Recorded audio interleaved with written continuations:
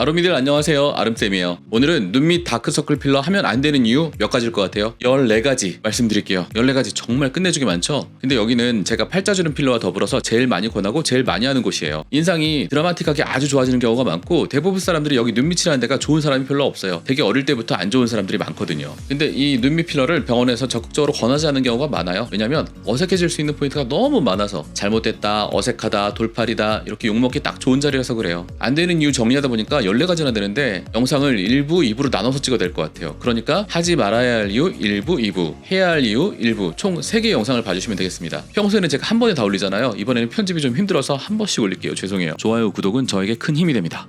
눈 밑 다크서클 필러 하면 안 되는 이유 14가지 중에 첫 번째, 여기는 조금만 어색해도 사람들이 금방 눈치채요. 다른 데는 조금 어색해도 사람들이 인지를 잘 못하고 넘어가는 부위도 있거든요. 저번에 제가 입술 필러 얘기할 때 입술은 좀 과도하게 해도 맞은 본인은 좀 둔감한 경우가 있다고 말씀드렸잖아요. 근데 여기는 반대예요. 여기는 100점까지는 괜찮다가 101점이 되는 순간 그냥 완전 어색해져요. 그리고 다 알아요. 다들 뭐라고 해요. 주변 사람들까지도 뭐 다 뭐라고 해요. 너 그 병원 가서 얼굴 완전 망했다. 너 얼굴 완전 망했다. 바로 이것 때문에 제가 뒤에 말할 14가지의 단점들이 다 문제가 되는 거예요.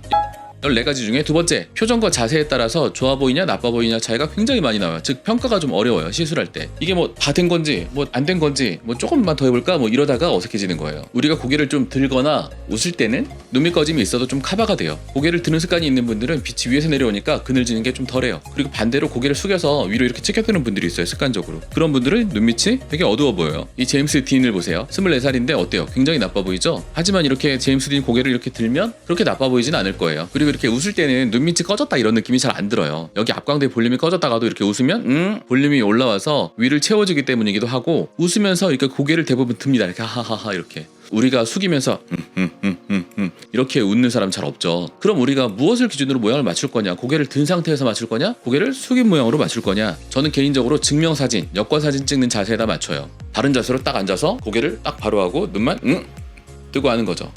그리고 시술실 앞에 딱 송중기, 박혜진 같은 남자 연예인 사진을 붙여놨어요. 거기를 딱 보시라고. 이런 자세 정도가 우리가 일상생활에서 가장 눈밑이 나빠 보일 수 있는 자세예요. 사진 찍으러 가면 사진사님이 계속 뭐라고 하시죠? 더 내리세요. 좀만 더 내리세요. 그리고 앞을 보세요. 그럼 내가 약간 노려보는 듯한 느낌이 들어요. 눈도 약간 뻐근해요. 사실 이런 자세로는 오래 있을 수가 없어요. 그럼 왜 여기다 맞추느냐? 일상생활에서는 잘 안 하는 자세인데 기준이 있어야 되잖아요. 이 기준에 맞추면 돼요. 이 자세에서 대략 라인이 맞으면 다른 자세에서는 다 좋아 보여요. 자, 14가지 중에 세 번째, 이 세 번째 단점이 정말 중요한 거예요.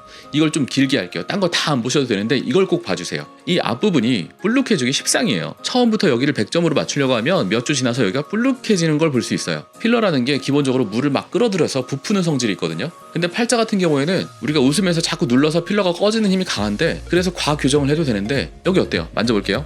굉장히 부드럽죠? 피부도 얇아요. 부풀 수 있어요. 그러니까 여기는 처음에 좀 적게 해야 돼요. 제가 2번에 걸쳐서 하는데 특히 1차 때는 더 약하게, 더 부족하게 해야 돼요. 이쪽이 잘 부푸는 사람인지 아닌지 처음부터 100% 알 수는 없으니까요. 또 제가 아픈 걸 정말 싫어하기 때문에 1차 때는 여기다가 치과 마취를 할 거거든요. 치과 다들 가보셨죠? 마취약이 0.5, 0.5 들어가요. 그럼 벌써 얼굴이 조금 달라졌죠? 마취약 때문에 부어버린 얼굴에다가 너무 정확하게 맞추려고 해봤자 안 맞아요. 1차 때는 크게 하고 2차 때 정확하게 해요. 1차 때는 집 짓고 2차 때는 인테리어 한다 생각하면 돼요. 아무리 좋은 집도 인테리어까지 해야 좋아 보이겠죠? 그리고 원래 거의 모든 사람들이 여기 안쪽이 좀 플랫하고 좀 꺼져 보이거든요. 나이 먹어서 좀 처져서 그런 게 아니라 어린 분들도 원래 다 그래요. 중고생들도 학교 갈 때 보면은 다 여기가 꺼져 있어요. 그러니까 우리가 욕심을 좀만 버리고 약간만 부족하게 합시다. 자연스러운 진짜 미인이 됩시다. 자, 그런데 만족스럽게 잘 돼서 1년 정도 잘 지내다 보니까 또 안쪽이 막 볼록해 보일 수 있어요. 시간 지나서. 이게 왜 그러냐? 이동했네. 역시 필러는 움직이는 거였네. 그런 게 아니라 이 안쪽이랑 바깥쪽이랑 비율이 안 맞아서 그래요. 우리가 웃거나 하면 이렇게 하면 바깥쪽이 자꾸 움직이고 눌리죠. 그럼 바깥쪽이 먼저 꺼져요. 그러면 안쪽이 볼록해 보여요. 비율이 안 맞아서 그런 거예요. 그러니까 처음에 안쪽을 좀 부족하게 하는 게 좋고, 나중에 재시술할 때는 주로 바깥쪽을 위주로 채워주면 돼요. 그러면 여기가 볼록해도 누르거나 뭐 녹이거나 하지 않아도 바깥쪽만 채워져도 여기가 볼록해 보이지 않게 돼요. 자연스럽게 돼요. 이 안쪽은 논문에 보면 눈 주변에는 필러를 녹이는 효소가 좀 적은 걸로 되어 있어요. 그리고 우리가 아무리 활짝 웃으려고 해도 해봐요. 해도 안쪽은 압력이 안 가요. 그래서 오래 갑니다. 1부 끝.